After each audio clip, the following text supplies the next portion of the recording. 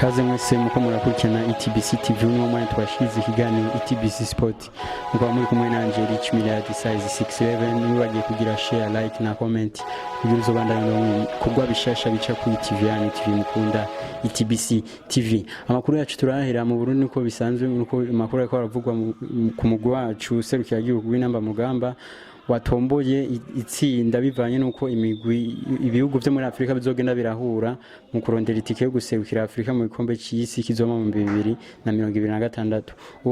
Uburundi rero twaba twisanze mu itsinda rya F, itsinda rya gatandatu turi kumwe n'igihugu ca Cote d'Ivoire, turi kumwe na Gabon, Kenya, Namibia na Seychelles. Nivyo bihugu bitanu tuzoba turi kumwe natwe Uburundi, ibihugu bitandatu bizoba bigize itsinda rya F. Muri iyo tsinda rero birasabwa ko inamba mu rugamba dufata ikibanza ca mbere kugira duserukire igihugu cyacu c'u Burundi mu gikombe c'isi kizobera muri Amerika mu 2026. Indi nkuru ikiravugwa mu Burundi ni umukinyi yarasanzwe akinira umugwi wa Bumamuru azwi ku izina rya Musa Haruna Majaliwa yiyunze n'umugwi wa Rayon Sport mu gihugu cy'u Rwanda.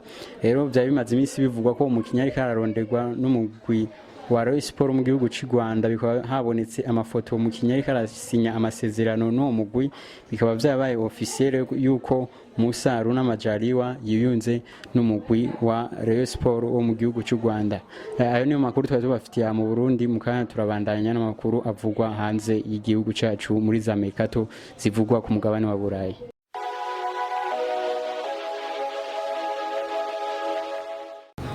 Amakuru yacu turabandanyiriza ku mugabane wa Burayi duhera mu mugwi wa Inter de Milan, aho watangaje ko watandukanye n'umunyegori wayo Samir Handanovic w'umunyakroasia yarasanzwe asamira uwo mugwi, yari mu kibanza ca kabiri mu banyegori basamira umugwi wa Inter de Milan. Uwo munyegori rero akaba yaramaze imyaka 11 asamira uwo mugwi wa Inter de Milan. Samir Handanovic akaba yasamiye umugwi wa Inter de Milan inkino majana na 55. Rero nyuma y'imyaka 11 asamira uwo mugwi wa Inter de Milan, Samir Handanovic akaba yavuye mu uwo mugwi wa Inter de Milan. Ndabibutse ko umugwi wa Inter de Milan watakaje n'umunyegori wayo yafata ikibanza ca mbere wo mu mugwi yawufashije gushika no kuri finale ya Champions League ariwe Andre Onana, bivugwa ko yo bagiye kwiyunga n'umugwi wa Manchester United. Rero ikibazo tuko turibaza nuko tutarabasha kumenya umunyegori azoza asamira umugwi wa Inter de Milan muri saison igiye kuza. Indi nkuru kiravugwa ni mu mugwi wa Manchester City, aho umukinyi wabo biko biravugwa ko umukinyi Riyad Mahrez yo bari kararonderwa n'umugwi wa Al Ahly wo mu gihugu cha Arabie Saoudite. Bikavuga ko umugwi wa Al Ahly watanze miliyoni 35 ko umukinyi w'umunyarisheri asanzwe kumoka ngaho ku mugabane wa Afrika wamuhaye miliyoni 30 ku mwaka, ukemera ko uzuramwe miliyoni 30 ku mwaka, ukavuga ko uri pre yo gutanga na bid miliyoni 35 ku mugwi wa Manchester City kugira urekure umukinyi Riyad Mahrez. Indi nkuru kiravugwa mu mugwi wa Manchester City n'umukinyi Kyle Walker, biko biravugwa ko yo bagiye kuva mu mugwi wa Manchester City. Umukinyi ndabibutse ko asigaranye contrat y'umwaka umwe kugira amasezerano yiwe ahere mu mugwi wa Manchester City, ariko mu mugwi wa Manchester City bikavuga ko woba wahaye amahirwe Kyle Walker wo gusinya imyaka 2 mu mugwi wa Manchester City, kuvuga ko contrat yiwe yo cirangira mu 2025, ariko uwo mukinyi akaba ari kararonderwa ku nguvu zikomeye cyane n'umugwi wa Bayern Munich, uvuga ko play yo gutanga amafaranga atarabasha kuvuga igitigiri kugira umukinyi Kyle Walker aze gukina mu mugwi wa Manchester City. Manchester City nayo ikavuga ati turashobora kuba Kyle Walker akaza gukina mu mugwi wa Bayern Munich, ariko na mamuduwe umukinyi Alphonso Davies muziko na wene biko biravugwa ko yo bagiye gusohoka mu mugwi wa Bayern Munich. Nyuma yaho byitezwe ko umukinyi azoja mu mugwi wa Real Madrid, ariko bikanka. Rero umukinyi bikavuga ko atakiyumvamo kandi umugwi wa Manchester City, umugwi wa Bayern Munich ko bayifuza gusohoka. Rero Manchester City kavuga ati turabaka Kyle Walker na muduwe Alphonso Davies, ariko ivyo byose tukaba tubirindiriye tutararonka umuco kubijanye niyo transfer yabo bagabo babiri, umwe asanzwe akina mu mugwi wa Bayern Munich undi akina mu mugwi wa Manchester City.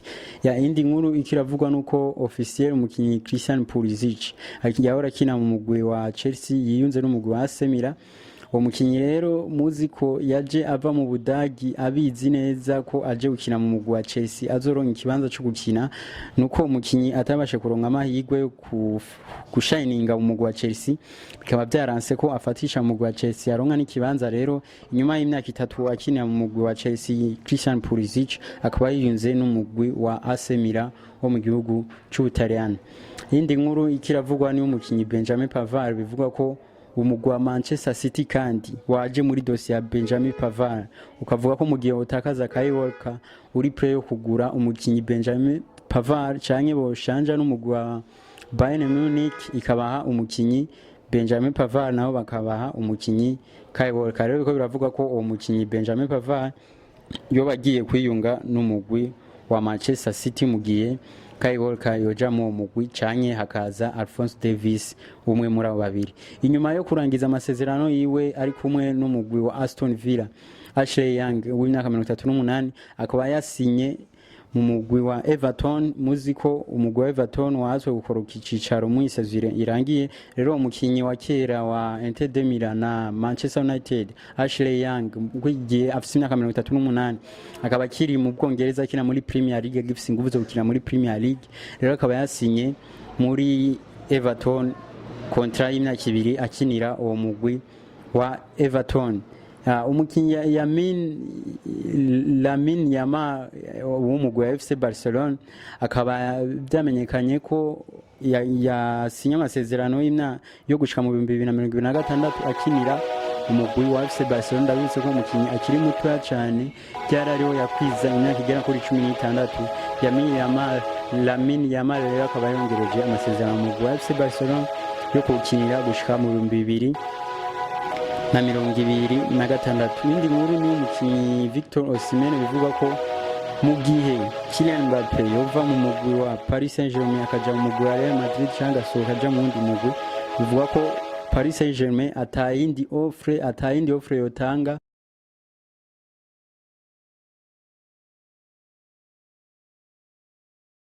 atari yo kurondera umukinyi Victor Osimhen asanze akina mu mugwi wa Napoli. Muzi ko ari umukinyi yabasha gutsinda ibitsindo byinshi muri saison irangiye ari kumwe n'umugwi wa Napoli bagatahukana n'igikombe ca Scudetto. Rero bikavuga ko umukinyi Victor Osimhen yo bagiye mu gihe Paris Saint-Germain yotakaza Kylian Mbappe yo cirondera uwo mukinyi Victor Osimhen. Paris Saint-Germain ikavuga ko iri play yo gutanga miliyoni 120 ko mukinyi mu gihe Perezida wa De Laurentiis wa Napoli avuga ko atawundi mugwi ushobora kugura umukinyi Victor Osimhen atari mugwi wa Paris Saint-Germain, kandi akavuga ati mutaduhaye miliyoni 200 z'amayero nituri pre yo gutanga umukinyi Victor Osimhen.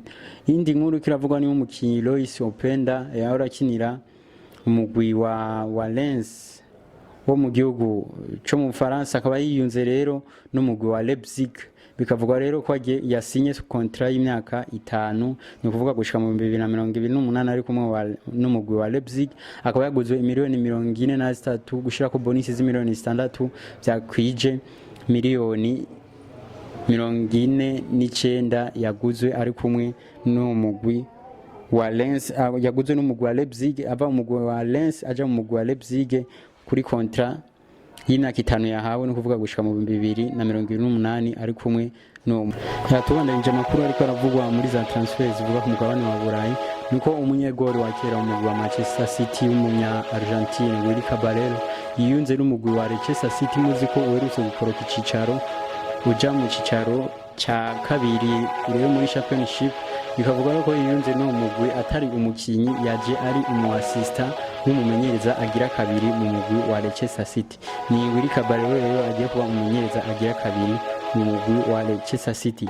Yindi nkuru kiravugwa n'umukinyi Luis Nani w'umunya Portugal. Muzi ko yaciye mu migwi itandukanye yakiniye n'umugwi wa Manchester United akaba yiyunze inyuma yaho contrat yiwe irangiye n'umugwi yahora akinira akaba yiyunze n'umugwi wa Adana Demirspor wo mu gihugu ca Turkey kuri contrat y'umwaka umwe. Bivugwa ko azokongerwa n'undi mwaka mu nyuma. Indi nkuru ikiratangaza benshi i Roma mu Butaliyano hazungurukijwe igistati cha Cristiano Ronaldo istati ya Cristiano Ronaldo ikozwe mu vyuma, akaba ari stati yagaragaye ku mbuga ngurukana bumenyi kuno munsi. Iyo stati ikaba yari iherekejwe n'ibihumbagiza by'abanyagihugu bagenda baririmba izina rya Cristiano Ronaldo bamushimira bivanye nuko yakinye muri championa yabo ya Serie A, akabasha kumenyekanisha iyo championa yabo ya Serie A. Muzi ko no ku mbuga no kuri za televiziyo za Canal Plus yari yaramaze kuva ko, ariko mu nyuma yaho Cristiano Ronaldo mu 2018 yiyunze n'umugwi wa Juventus. Iyo championnat ikaba yagarutse ku mbuga ngurukana mumenyira garuka no kuri za televiziyo zitandukanye za beIN Sports za Canal Plus. Rero abataliyano rero bakaba bubatse ico gistati bakizungurutsa igisagara ca Roma, bagenda baririmba izina rya Cristiano Ronaldo mu kumushimira mu kubona ko yaje kubakinira muri championa yabo, agatuma na championa yabo imenyekana. Ayo rero n'amateka yatangaje abantu benshi kubona stati ya Cristiano Ronaldo igendera zungurutswa i Roma kwa Papa. Musanzwe muzi ari cyo gikuru ca Papa, akazungurutswa stati ya Cristiano Ronaldo bagenda baririmba Cristiano waragize neza kubona warakinye muri championa yacu ya Serie A, ukabasha kuyishira ku rubuga mpuzamakungu ikagaruka hejuru. Rero uwo mukinyi w'umunyaportugal akaba yatangaje abantu benshi baguma bibaza mbe Cristiano niki ko arenze, ko yahawe ishema n'abataliyano rirengeje iryo twahora twibaza. Rero ivyo bikaba byatangaje abantu benshi. Indi nkuru kiravugwa no ku mugwi wa Galatasaray wo mu gihugu ca Turki woba ugiye gusinyisha umunyegori wa Paris Saint-Germain Keylor Navas yahora akinira umugwi wa Paris Saint-Germain. Bikavuga ko rero yoba agiye kuja mu mugwi wa Galatasaray wo mu gihugu ca Turkiya. Officiel Julian Timber rero akaba yasinye mu mugwi wa Arsenal nyuma yo kumara imisi myinshi avugwa ko agiye kugurwa n'umugwi wa Arsenal, ariko nibibe officiel. Rero umugwi ukaba batangaje ko wasinyishije umukinyi Julian Timber kuri miliyoni 45 z'amayero. Mwakoze mwese mwakurikiranye amakuru yacu yo kuno munsi, aho ya makuru menshi yaragizwe na za transfer zivuga ku mugabane wa Burayi. Mukaba mwari kumwe nanje Rich Mirad size 611. Nibagiye kugira share, like na comment kugira uzobashe kuronka ibikorwa bishasha bica kuri TV yanyu, TV mukunda, TBC TV. Shukrani.